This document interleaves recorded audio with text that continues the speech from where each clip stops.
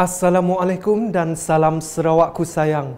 Bersama saya Kerzarif Afindi dalam edisi khas Parlimen 15 Julai 2020.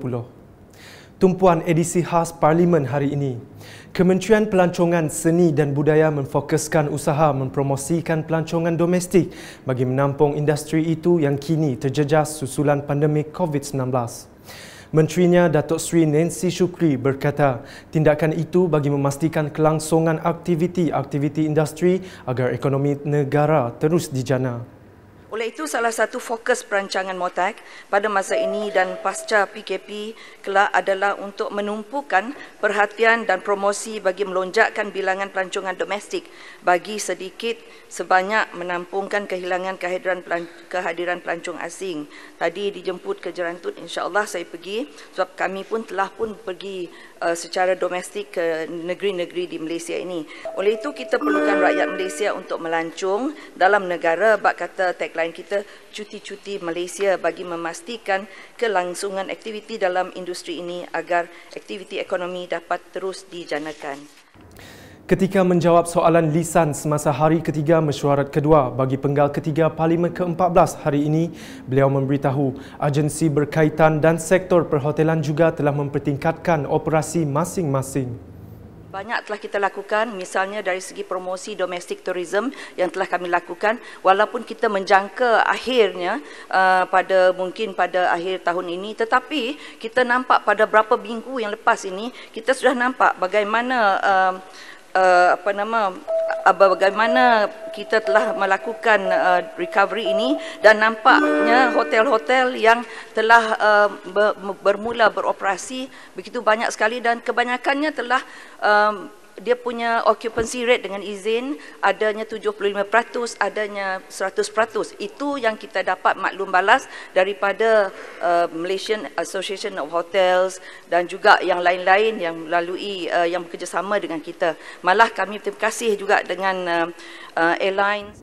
Laporan seterusnya. Dalam merealisasikan Dasar Keusahawanan Nasional 2030 DKN 2030, kerajaan komited untuk membentuk rakyat yang berfikiran dan berbudaya keusahawanan dalam menjadikan Malaysia sebagai sebuah negara keusahawanan unggul menjelang tahun 2030.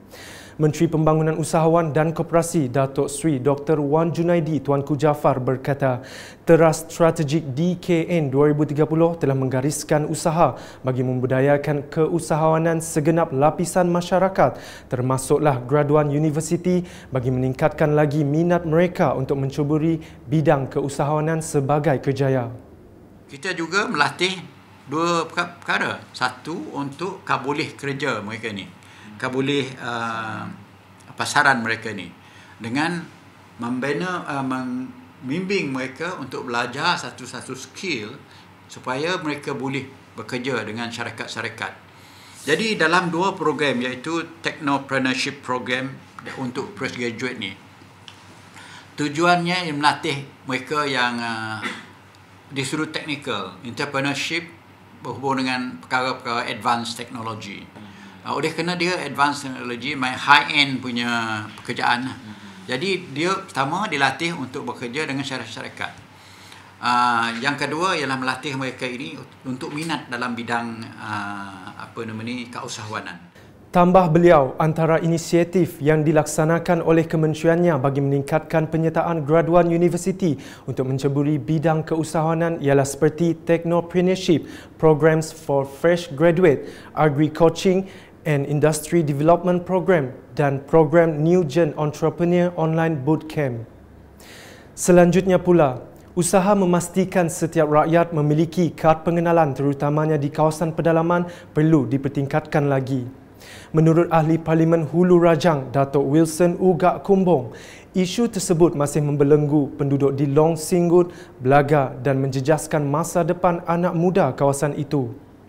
Yang muda-muda yang masih dalam pelajaran tingkatan 5 dan tingkatan 6, itu bagi saya paling mengambil hati yang begitu sedih kerana mereka tidak mempunyai kad pengenalan yang sah ataupun blue IC.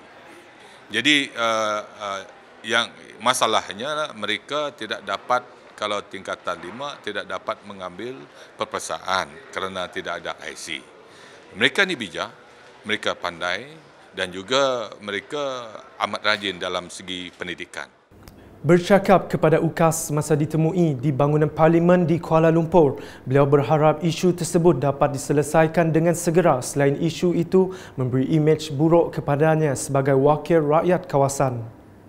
Mengenai jawapan bertulis pula, dalam usaha memastikan kelancaran pelaksanaan projek Lebuh Raya Pen Borneo Sarawak, penambahbaikan berterusan sedang dilaksanakan khususnya peningkatan kapasiti dan kepakaran teknikal sedia ada. Bagi menjawab soalan lisan ahli Parlimen Igan Ahmad Joni Zawawi, Menteri Kejaraya Datuk Seri Fadilah Yusof berkata, usaha-usaha penambahbaikan ini akan turut mengambil kira model pelaksanaan alternatif yang akan memanfaatkan tenaga kerja yang berpengalaman di dalam pelaksanaan fasa 1 projek Lebuh Raya Pen Borneo Sarawak sebelum ini. Jelas beliau, projek Lebuh Raya Pen Borneo Sarawak melibatkan kerja-kerja menaik taraf jalan sedia ada kepada 4 lorong 2 hala yang dibahagikan kepada 2 fasa sepanjang 1064 km dari Teluk Melano hingga ke Lawas. Datuk Seri Fadilah menambah, berikutan daripada penamatan syarikat Lebuh Raya Borneo Utara Sendian Berhad selaku rakan pelaksana projek pada 20 Februari 2020, Kementerian Kejaraya dengan kerjasama JKR Sarawak telah mengambil alih pelaksanaan fasa 1 projek Lebuh Raya Pen Borneo Sarawak secara konvensional. Sekian bersama saya Khair Zarif dan kru penerbitan. Ikuti laporan berita berikutnya pada edisi malam. Salam UKAS.